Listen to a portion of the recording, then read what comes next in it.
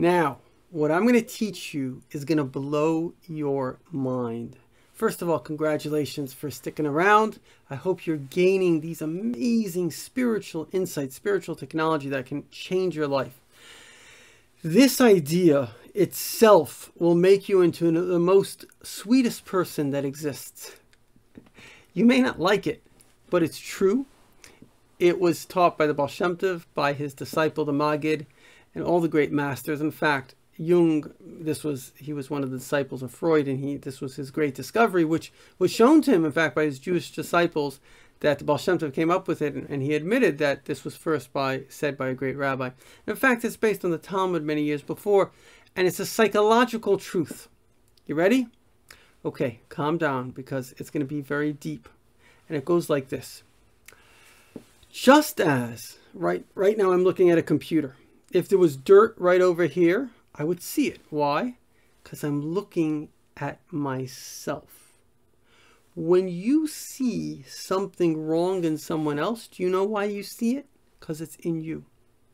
You can only see a fault in another that exists in yourself.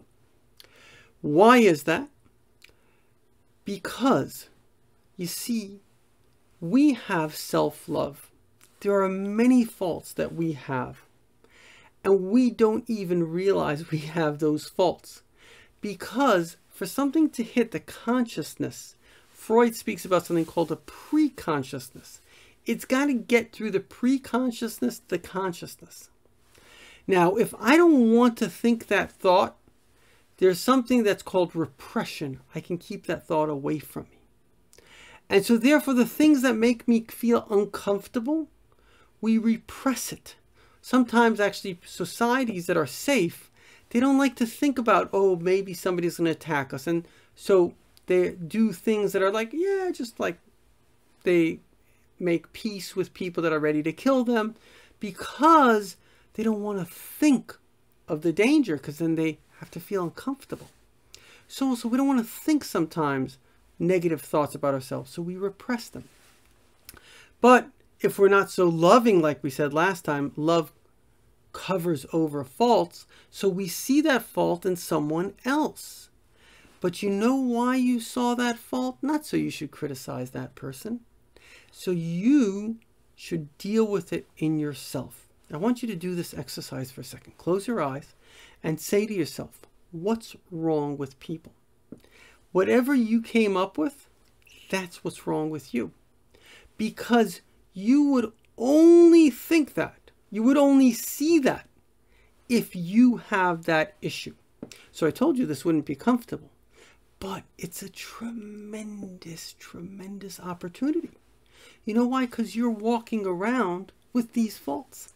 Everybody else sees it. You're the only one. They say a guy came to a city and he said, my name is Yankel. Really, his name was Chaim. And he came home and he said to everybody, wow, I fooled them.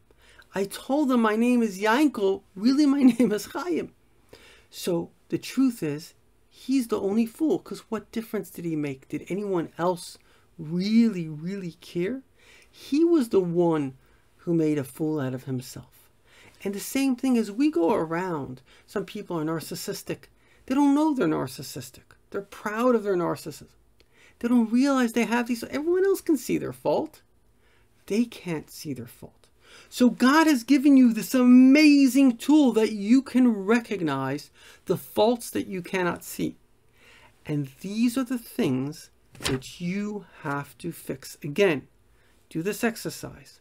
Close your eyes. Ask yourself, what are the faults in other people? And what you see, you need to fix. And when you fix it, you won't have that fault.